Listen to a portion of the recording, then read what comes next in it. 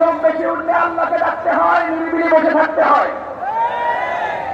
খোদার কসম, নৌকায় লোক বেশি উঠে গেছে, বেশি দিন নাই ডুবে যাবে। এই ডুবে যাওয়ার পেছনে মূল অবদানকার আমি এই দেশবাসীর কাছে, ছাত্র জনতার কাছে, সকল